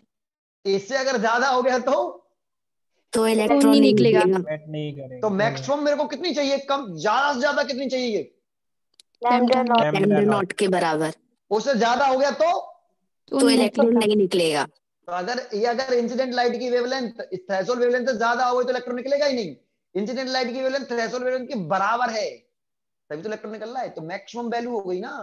इंसिडेंट लाइट की वेवलेंथ मैक्सिमम कितनी होनी चाहिए इलेक्ट्रॉन इजेक्ट करने के लिए? इलेक्ट्रॉन इजेक्ट करने के लिए लैम्डा नॉट के बराबर। Lambda not के बराबर. इससे ज्यादा पे नहीं नहीं निकलेंगे होनी इलेक्ट्रॉन्स। चाहिए। नहीं होनी चाहिए। अरे ज्यादा होने पर इलेक्ट्रॉन नहीं निकलता। समझ में आया? Yes sir. Yes, sir. और यहां देखो इंसिडेंट लाइट की फ्रीक्वेंसी कम से कम कितनी रखूं जिससे इलेक्ट्रॉन निकले आए? कम से कम बताओ। इलेक्ट्रॉन निकलना भी चाहिए और कम से कम रखूं। थ्रेशोल्ड फ्रीक्वेंसी के बराबर। अगर इसे कम रख लेता तो तो नहीं निकलते नहीं इलेक्ट्रॉन। इस समझ में आया? इसीलिए इसमें मिनिमम वर्ड यूज कर रहे हो। उसमें मैक्सिमम। मैक्सिमम। नहीं आया बेटा। आ गया। Yes sir. अगर वेवलेंथ की वैल्यू जो लाइट कर रहे हैं वो मैक्सिमम वैल्यू कितनी है, लैम्डा नॉट के बराबर है, तो इलेक्ट्रॉन तो निकल आएगा, का एनर्जी जीरो रहेगी। मैक्सिमम वैल्यू, इससे ज्यादा वैल्यू चाहिए ही नहीं मेरे को। इससे कम चाहिए, कम चलेगा लेकिन इससे ज्यादा नहीं चाहिए। ये मैक्सिमम वैल्यू है, इसके बाद निकलेगा नहीं। समझ में आया आपको? Yes sir. यस तो सर। जब थ्रेशोल्ड वेवलेंथ और थ्रेशोल्ड फ्रीक्वेंसी की डेफिनेशन में बस इतना चेंज करना है, यहाँ पे मिनिमम लिख रहा है वहां पर मैक्सिमम कर देना है। समझ में आया कि नहीं? Yes sir. थ्रेशोल्ड वेवलेंथ उस मैक्सिमम इंसिडेंट ऑफ लाइट की वेवलेंथ को कहते हैं जिसे डालने से इलेक्ट्रॉन जस्ट निकले जीरो काइनेटिक एनर्जी से। मैक्सिमम वेवलेंथ वर्ड यूज करेंगे, मिनिमम क्यों नहीं करेंगे? समझ में आया? Yes sir. Yes sir. अरे मिनिमम पे तो निकल ही आएगा बेटा, मैं निकालना चाहता हूं, बस निकल ही आए। कितनी मैक्सिमम से मैक्सिमम रखूं इंसिडेंट लाइट की वेवलेंथ? कितनी इंसिडेंट लाइट की वेवलेंथ लैम्डा को मैक्सिमम से मैक्सिमम कितना रखूं इलेक्ट्रॉन निकल आए पर? Lambda naught. इससे ज्यादा नहीं रखना है लैम्डा। अगर लैम्डा नॉट से ज्यादा कर लिया तुमने तो फिर तो निकलेगा ही नहीं। नहीं आया? Yes sir. आ गया। केवल आ ऐसा गया नहीं कि सर। केवल Yes, मैक्सिमम ही मैक्सिमम करना है, इलेक्ट्रॉन भी निकालना है। कितनी मैक्सिमम रखूं इंसिडेंट लाइट की वेवलेंथ को, कितना मैक्सिमम रखें जिससे इलेक्ट्रॉन निकल आए? इलेक्ट्रॉन निकलना चाहिए, मैक्सिमम कितना रखें? तो लैम्डा नॉट के बराबर। इससे ज्यादा रखने पर तो इंसिडेंट लाइट की वेवलेंथ अगर लैम्डा नॉट से ज्यादा रखेंगे तो फिर इलेक्ट्रॉन ही नहीं निकलेगा। समझ में आ गया? Yes, yes sir. Sir. Threshold wavelength उस मैक्सिमम इंसिडेंट लाइट की वेवलेंथ के बराबर है। थ्रेशोल्ड वेवलेंथ उस मैक्सिमम इंसिडेंट लाइट की वेवलेंथ के बराबर है जिससे लाइट डालने से जीरो काइनेटिक एनर्जी से इलेक्ट्रॉन इजेक्ट हो जाता है। हो तो जाता है लेकिन जीरो काइनेटिक एनर्जी से होता है। समझ में आया? Yes yes sir. सर। वहां पर मैक्सिमम वर्ड यूज कर रहे हैं, यहाँ पे मिनिमम वर्ड यूज कर रहे हैं। क्यों? समझ में आया? Yes sir. Yes sir. ये कोई लॉ नहीं है, ये वाला पॉइंट नहीं है कुछ। बस अगर वेवलेंथ के बेसिस पे भी चेक कर सकते हो, लेकिन उल्टा हो रहा है, दिख रहा है? Yes, sir. और होना भी चाहिए यार। फ्रीक्वेंसी का वेवलेंथ का रिलेशन कैसा है? इनवर्स। इनवर्स रिलेशन है। ये सेकंड लॉ कंप्लीट हो गया। सेकंड लॉ में हम थ्रेशोल्ड फ्रीक्वेंसी की डेफिनेशन लिख देते हैं और ये 3 पॉइंट लिख देते हैं। लेकिन यहाँ पे एक चीज और लिखते हैं, इस वाले केस में इलेक्ट्रॉन इजेक्ट नहीं होता। फिर यहाँ पे क्या लिखेंगे और आगे, चाहे what ever may be the intensity of the incident light, whatever may be the intensity of the incident light. तुम इंसिडेंट लाइट की इंटेंसिटी कितनी भी कर देना, अगर ये कंडीशन है तो इलेक्ट्रॉन रिजेक्ट नहीं होने वाला। ये लाइन ध्यान रखना, ये वाली लाइन यहाँ पे, ठीक है? Yes sir. Yes sir. तो ये दूसरा लॉ हो गया बेटा। तो ये बताओ, अगर थ्रेशोल्ड फ्रीक्वेंसी की डेप्थ पूछेगा तो लिख देंगे। अगर वो पूछता है कि what is the threshold frequency, give the importance of threshold frequency, तो थ्रेशोल्ड फ्रीक्वेंसी की डेप्थ दे दी, और वो फिर कह रहा है give the importance of threshold frequency, तो इंपॉर्टेंस में क्या लिखोगे? ये 3 पॉइंट। अगर कहता है give the importance of threshold frequency, तो 3 पॉइंट लिख देंगे ना।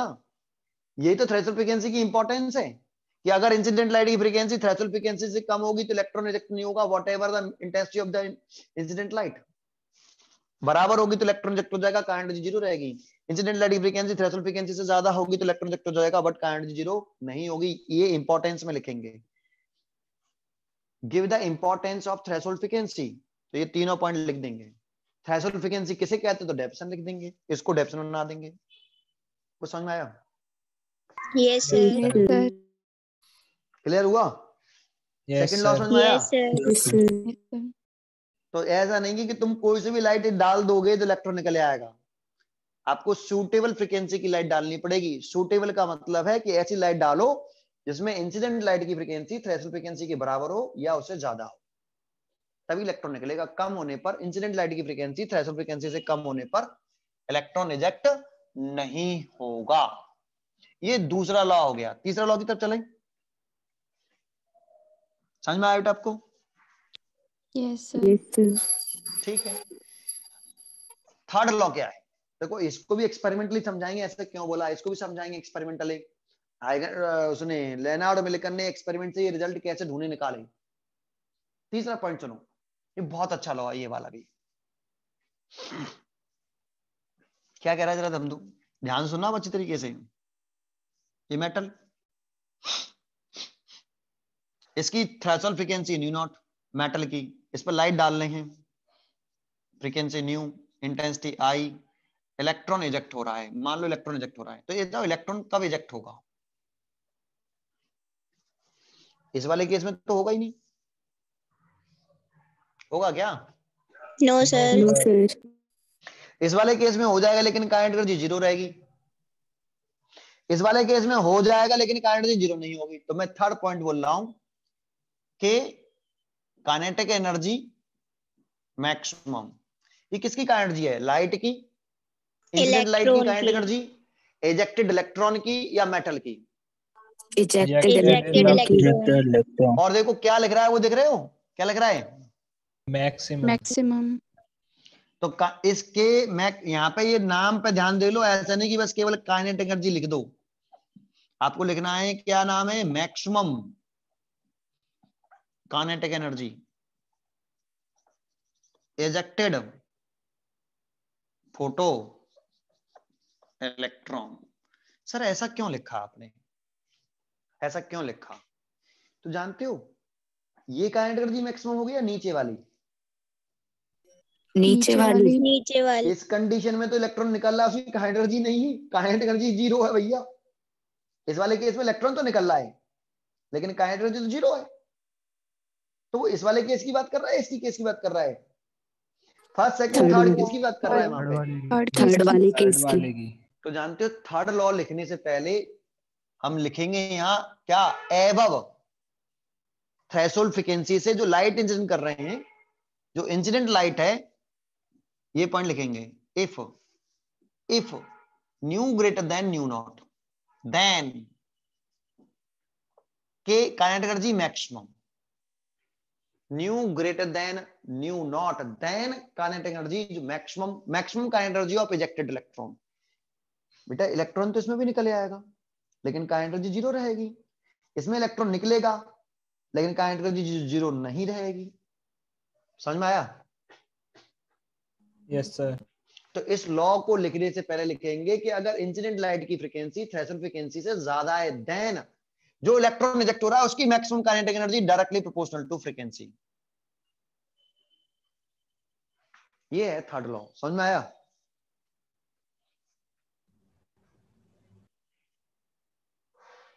अरे आया? Yes, Yes, sir. sir.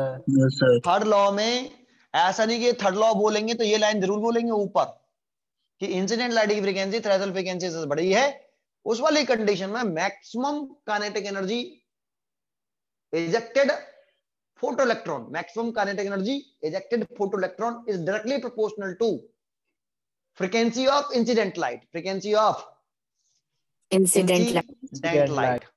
जानते हो, एक बात बता दूं, और इसका मतलब और भी है। इसका मतलब है कि जैसे न्यू फ्रीक्वेंसी आई इंटेंसिटी, ये मेटल प्लेट बना ली, ये नेगेटिव प्लेट और ये पॉजिटिव प्लेट है, इस पर उन्होंने अल्ट्रावायलेट लाइट डाली, आई इंटेंसिटी न्यू फ्रीक्वेंसी, तो कितने इलेक्ट्रॉन निकले? 4 इलेक्ट्रॉन निकले, एन प्रोपोर्शनल टू आई। और ये किस कंडीशन में कर रहे हैं कि न्यू बड़ा है किससे? इस जो मेटल है उसकी थ्रेशोल्ड फ्रीक्वेंसी न्यू नॉट है, इस वाली कंडीशन में कर रहे हैं। तो 4 इलेक्ट्रॉन निकले, कितने निकले? 4. तो क्या सबकी काइनेटिक एनर्जी जो है सेम होगी? इसकी इसकी इसकी इसकी सेम होगी सबकी?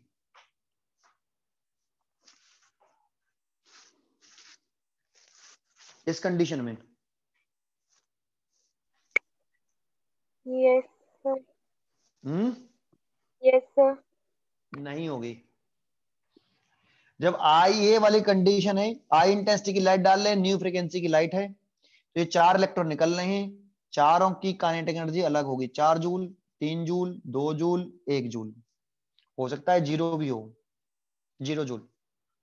सर 0 जूल कैसे हो जाएगी? इसमें तो new greater than nu not होता है, तो 0 तो होती नहीं है।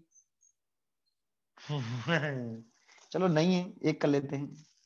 लेकिन सबकी एनर्जी, काइनेटिक एनर्जी सेम नहीं होने वाली। कह रहे हैं कि जब आई इंटेंसिटी की, इस वाले केस में जब आई इंटेंसिटी न्यू फ्रीक्वेंसी की लाइट डालते हैं तो इलेक्ट्रॉन रिजेक्ट होते हैं। मान लो 4 इलेक्ट्रॉन रिजेक्ट हुए 1 सेकंड में, तो क्या सबकी काइनेटिक एनर्जी सेम होगी या डिफरेंट काइनेटिक एनर्जी के इलेक्ट्रॉन निकलते हैं? Different kinetic energy. Different kinetic energy के इलेक्ट्रॉन निकलते हैं, सबकी काइनेटिक एनर्जी सेम नहीं होती है बेटा। इनसे पूछा गया, एक्सपेरिमेंट में ये निकलेगा। एक्सपेरिमेंट में जब ये, सर इन्हें मालूम कैसे पड़ा कि इससे इलेक्ट्रॉन जो निकलेंगे वो डिफरेंट काइनेटिक एनर्जी के निकलेंगे? अभी हम एक्सपेरिमेंट पढ़ा रहे हैं क्या? No sir. तो एक्सपेरिमेंट में ये मैं जवाब दूंगा इसका, लेकिन जवाब इतना ही दे पाएगा, जानते हो उस एक्सपेरिमेंट से क्या ऑब्जर्व कर पाएगा लेनार्ड और मिल्टन? बस इतना ही ऑब्जर्व कर पाएगा, भाई आई इंटेंसिटी न्यू फ्रीक्वेंसी की लाइट डालेंगे तो इससे जो इलेक्ट्रॉन निकले होंगे उन सबकी काइनेटिक एनर्जियां सेम नहीं होंगी, डिफरेंट होंगी। लेकिन उससे पूछा गया भाई डिफरेंट काइनेटिक एनर्जी के इलेक्ट्रॉन क्यों निकल रहे हैं, इसका जवाब है तेरे पास? तो बोला कि मेरे को ना मालूम। इसका वो जवाब नहीं दे पाए। बस ये तो इन्होंने अपने एक्सपेरिमेंट से जो ऑब्जर्व किया, जो पता लगा लिया, वो क्या लगा लिया कि जब हम आई इंटेंसिटी न्यू फ्रीक्वेंसी की इस कंडीशन में लाइट डालते हैं ना, तो जो इलेक्ट्रॉन निकलते हैं वो सब डिफरेंट काइनेटिक एनर्जी के निकलते हैं। ये तो पता लगा लिया एक्सपेरिमेंट में लेनार्ड और मिल्टन ने, है ना।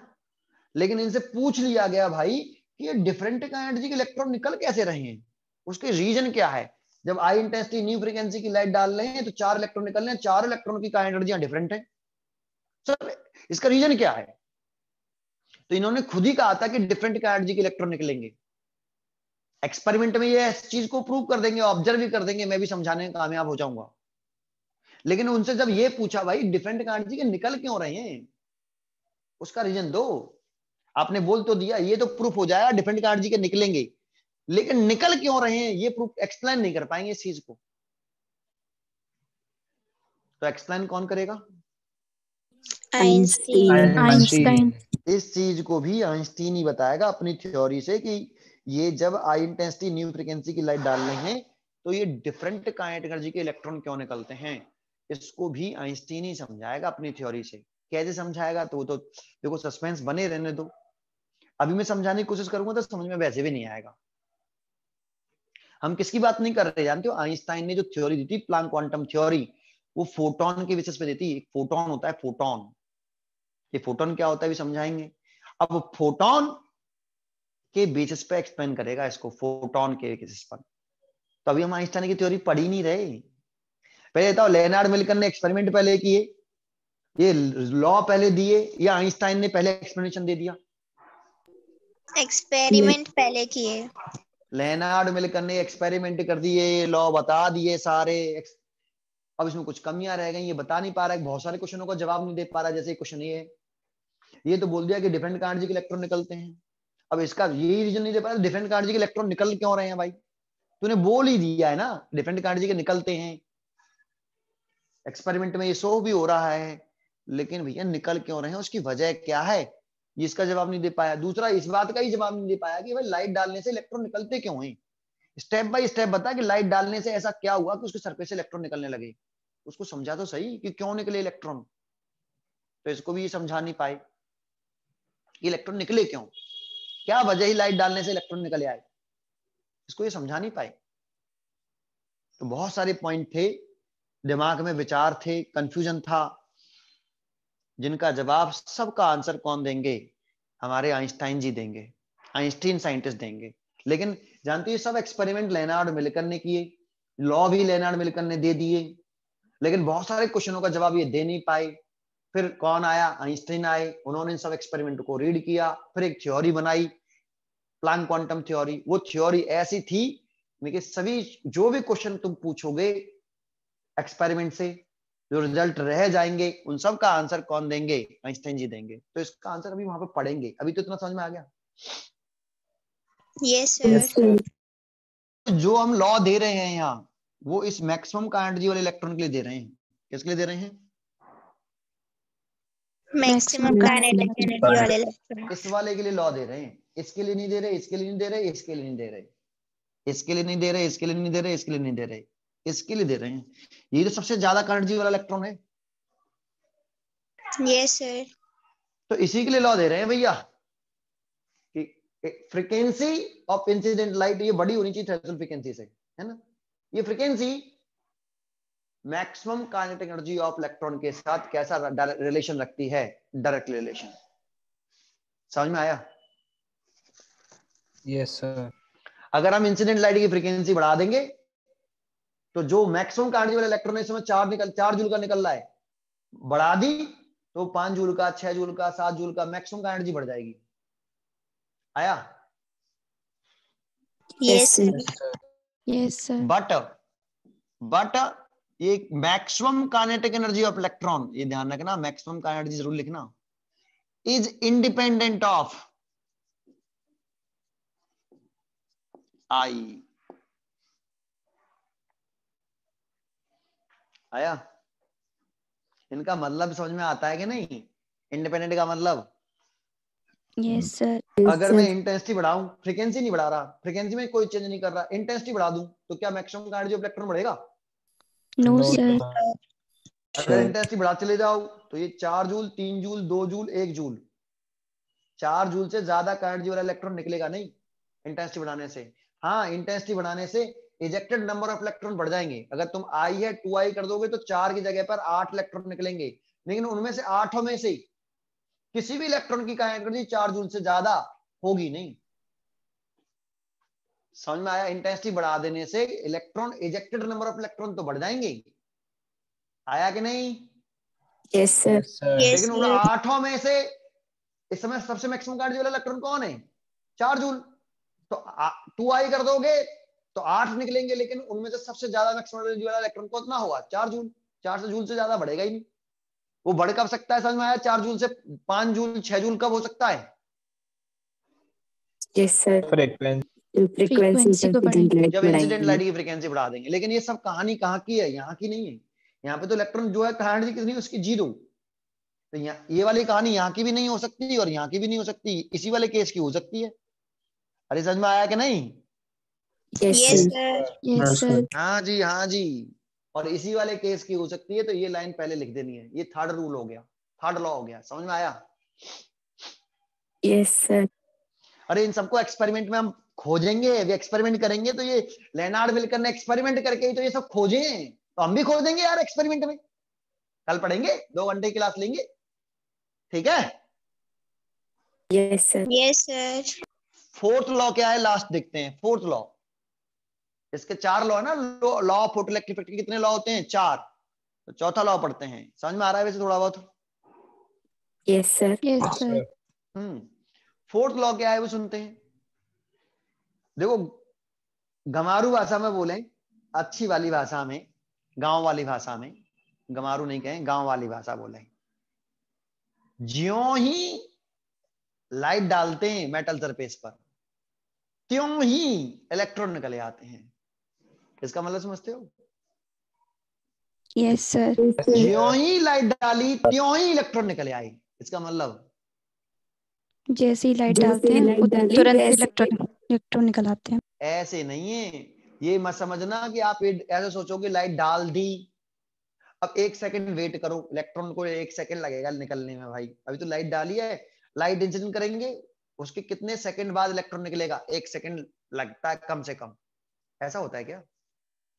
No, sir. No sir. जानते हो लाइट डालने में और इलेक्ट्रॉन निकलने में कितना टाइम लैगिंग होती है? 10 की पावर माइनस के 9 सेकंड से भी कम समय लगता है। 10 की पावर माइनस के 9 सेकंड से भी कम समय लगता है। किस चीज में? लाइट डाली और इलेक्ट्रॉन निकलने में, लाइट इंसिडेंट होने में और इलेक्ट्रॉन निकलने में कितना टाइम लगेगा? लाइट डाल दी, अब कितने सेकंड बाद इलेक्ट्रॉन निकल आएगा? 10 की पावर माइनस के 9 सेकंड से भी कम समय लगेगा इलेक्ट्रॉन को निकलने में। तो बहुत कम समय लग रहा है, बहुत ज्यादा लग रहा है? बहुत कम लग रहा है। बहुत ज्यादा कम। माइनस के 9 सेकंड है, 1 2 3 4 5 6 7 8 और 1, इतने सेकंड समय लगेगा भाई। सेकंड है, सेकंड, मिनट नहीं है। इतना सेकंड लगेगा। लाइट डालेंगे तो लाइट डालने के कितने सेकंड बाद इलेक्ट्रॉन निकलेगा? इतने सेकंड बाद इलेक्ट्रॉन निकल आएगा। तो बताओ, फोटो इलेक्ट्रॉन इमिशन, इमिशन मतलब समझते हो? इलेक्ट्रॉन निकलना, इमिशन मतलब बाहर निकलना, emission. Yes, photo Yes, sir. Electron emission, photo electron emission is a instantaneous process. ये चौथा लॉ बोल रहा हूं मैं। अब लॉ कैसे लिखना है, ऐसे लिखेंगे, photo electron emission is instantaneous process. That means light का, जैसे ही लाइट इंसिडेंट करते हैं तो लाइट इंसिडेंट करने में और इलेक्ट्रॉन निकलने में टाइम लैगिंग नहीं होती। लाइट इंसिडेंट करने में और इलेक्ट्रॉन निकलने में कितना डिफरेंस टाइम लगता है? 10 की पावर माइनस के 9 सेकंड से भी कम समय लगता है। कुछ समझ में आया? Yes, Yes, sir. Yes, sir. इसीलिए बोल रहे हैं ज्यों ही लाइट डालते हैं त्यों ही इलेक्ट्रॉन निकले आता है। ये यूपी बोर्ड की किताब में जाओगे तो यही लिख रहा है लॉ, ज्यों ही लाइट डालते हैं तो ही इलेक्ट्रॉन निकले आता है। लेकिन हम अपनी सीबीएसई बोर्ड की किताब में देखें तो उसमें लिख रहा है कि photo electron emission is a instantaneous process. That means light डालने में और इलेक्ट्रॉन निकलने में जो टाइम लैगिंग है वो कितनी है? 10 की पावर के माइनस के 9 सेकंड से भी कम समय लगता है। कुछ समझ में आया? Yes, Yes, sir. sir. अगर जानते हो ऐसा नहीं होता तो जरा सोचो, अगर ऐसा नहीं होता तो क्या होता? ऐसा नहीं होता तो क्या होता, जरा समझो। ये भाई क्या है? मेटल प्लेट, और ये आपकी ये प्लेट है, ये नेगेटिव प्लेट है, ये पॉजिटिव प्लेट है। अब हम लाइट डाल दी हमने, अगर क्या लगता? समय लगता किसको निकलने में? इलेक्ट्रॉन निकलने में। मैंने लाइट डाली सही 3 बजे और उसमें लग रहा है समय 2 सेकंड बाद निकलेगा इलेक्ट्रॉन, तो करंट अभी 2 सेकंड तक तो इलेक्ट्रॉन निकलेगा अभी, तो यहाँ करंट दिखाई देगी? 2 सेकंड तक तो करंट दिखाई नहीं देगी। अरे बताओ। Yes, sir. Yes, sir. sir. जब इलेक्ट्रॉन ही नहीं निकला तो सर्किट कंप्लीट कहां से आ जाएगा? अगर मान लो कि 2 सेकंड लगते इलेक्ट्रॉन निकलने में तो इलेक्ट्रॉन सर्किट कंप्लीट होता क्या? 2 सेकंड तक तो कंप्लीट नहीं होता भैया। 2 सेकंड बाद इलेक्ट्रॉन निकलता, वो प्लेट तक पहुंचता, तब जाके करंट आनी चाहिए थी, तब सर्किट कंप्लीट होता। जबकि होता क्या है? 3 बजे लाइट डाली तो 3 बजे ही इलेक्ट्रॉन निकल के सामने आ जाएंगे, आया और प्लेट खींच लेगी उनको, सर्किट कंप्लीट। कितने बजे? 3 बजे, इमीडिएटली। बहुत तेजी से हुआ, कैसे हुआ? बहुत तेजी बहुत से। तेजी से। जैसे तुम लाइट डालोगे तुरंत यहाँ एमीटर बोलेगा करंट है, लाइट डाली नेगेटिव प्लेट पर तुरंत बोल रहा है कि I बराबर 2 एम्पीयर, इमीडिएटली करंट दिखाई देगी। ऐसा नहीं कि तुम लाइट डालोगे तो थोड़ी देर लगेगी करंट फ्लो करने में, लाइट डाली इमीडिएटली करंट है, क्योंकि जैसे लाइट डाली इलेक्ट्रॉन निकला और इस प्लेट ने खींच लिया, सर्किट कंप्लीट, करंट फ्लो करना स्टार्ट इमीडिएटली। आया? Yes sir. Yes, sir. अब जरा सोचो, अगर लाइट डालना हम स्टॉप कर देते हैं तो इमीडिएटली करंट जीरो हो जाती है। ये इमीडिएटली वर्ड क्यों लगा रहे हैं, समझ में आ रहा है? Yes sir. Yes, sir. जानते हो जब हॉलवेस ने एक्सपेरिमेंट किया था तो उन्होंने कहा था कि जैसे ही लाइट डालते हैं इमीडिएटली करंट फ्लो करने लगती है। इमीडिएटली, देखो वर्ड देखो, जाके चेक करो वहां पर वर्ड यूज कर रहा है। जैसे लाइट डालते हैं इमीडिएटली करंट फ्लो करने लगती है, और जैसे लाइट डालना स्टॉप कर देते हैं इमीडिएटली करंट जीरो हो जाती है। इमीडिएटली क्यों लगा रहा है बार बार, समझ में आया? Yes sir. आ रहा है? तो वहां से ये चीज देखी गई। अगर ऐसा होता, ये जो लॉ बनाया गया एक्सपेरिमेंट में, उसने क्या देखा हुआ कि लाइट डाली और इमीडिएटली करंट फ्लो कर गई 2 एम्पियर, इमीडिएटली लग गई। उसने उस टाइम को मेजर किया, करंट फ्लो करने में कितना समय लगा लाइट डालने में और करंट फ्लो करने में कितना टाइम डिफरेंस है देखता हूं, तो 10⁻⁻⁹ सेकंड से भी कम समय लगा था। आया कि नहीं? अरे आया कि नहीं? आ गया सर। तो ये तो करंट तब फ्लो करेगा जब इलेक्ट्रॉन निकलेंगे, तो इसका मतलब लाइट डालने में और इलेक्ट्रॉन निकलने में कोई टाइम लगता है बेटा? कुछ समझ में आया? Yes sir. तो देखो ये 4th लॉ हो गया। ये पेज नंबर 6 पर लिख रहे हैं, लॉ ऑफ फोटोइलेक्ट्रिक इफेक्ट, है ना? अब इन सब देखो, अभी हमने लॉ पढ़ लिए सारे। तो एक बात बताओ कि अगर हम सीधे एक्सपेरिमेंट पढ़ते लेनार्ड और मिल्टन के, और ये हम लॉ पढ़ते नहीं ये हम पढ़ते ही नहीं, और सीधे एक्सपेरिमेंट में पढ़ाता, तो मैं कहता देखो इसने क्या करा है कि मैं इसने इंटेंसिटी बढ़ाई है, अब देखो क्या होगा। तो हम सोच ही नहीं पाते बेटा, सोच ही नहीं पाते, कुछ भी हमारे दिमाग में चलता ही नहीं। तुम्हारे दिमाग खाली खाली था। अब हमें सब रिजल्ट मालूम है कि हमें क्या उस एक्सपेरिमेंट में क्या ढूंढना है, ये ढूंढना है, ये ढूंढना है, ये ढूंढना है, ये ढूंढना है, ये ढूंढना है। इन सब चीजों की तरफ हमारी निगाह जाएगी नहीं जाएगी कि जाएगी? जाएगी। तो अब हम सोचने में सक्षम होंगे थोड़े से। अगर हमें बताओ, जब हॉलवेस एक्सपेरिमेंट कर रहा था उसने लाइट डाली थी, करंट देख ली थी, जब ये बताओ उसने वो ऑब्जर्वेशन देखा तब भी तो मीनिंग नहीं निकाल पाया। आया कि नहीं? मीनिंग नहीं निकाल पाया। तो क्या हम हॉलवेस से दिमाग ज्यादा तेज चलता है हमारा? नहीं तो सर। अरे उतना दिमाग अगर चलता तो हम मीनिंग कहां से निकाल लेंगे? लेकिन अब हमने मीनिंग समझ में आया, हमें निकालना क्या है, क्लियर है? Yes sir. एक्सपेरिमेंट पढ़ेंगे कि भाई, मैं एक्सपेरिमेंट में क्या पढ़ाऊंगा पहले सुन लो। कल मैं आपको 2-3 सेंटेंस दूंगा। एक, उसने करा क्या, दूसरा उसने देखा क्या। ये मैं ही बताऊंगा आपको, क्योंकि आपको तो मालूम नहीं उसने करा क्या और देखा क्या। तीसरा, फिर लेनार्ड मिल्टन ने उसका मीनिंग क्या निकाला। तो मीनिंग क्या निकाला उसको हम समझने की कोशिश करेंगे। करा क्या, देखो इनको नहीं समझ सकते कि उसने ये किया कि इंटेंसिटी बढ़ाई, इंसिडेंट लाइट की इंटेंसिटी बढ़ाई। तो उसने देखा क्या, तो वो देखा क्या वो भी मैं बता दूंगा कि ये दिखाई दिया उसे। अब उसका मतलब क्या निकाला, तो मतलब हम डिसाइड करेंगे। हम उस मतलब को समझना है कि उसने, समझ में आया कुछ? Yes sir. अरे भाई, क्या हम वास्तव में हकीकत में कल एक्सपेरिमेंट करने वाले हैं क्या? No sir. अरे तो हम तो बस उसने उस समय जो एक्सपेरिमेंट किए थे मैं ही बताऊंगा, क्योंकि मैंने पढ़ चुके हैं।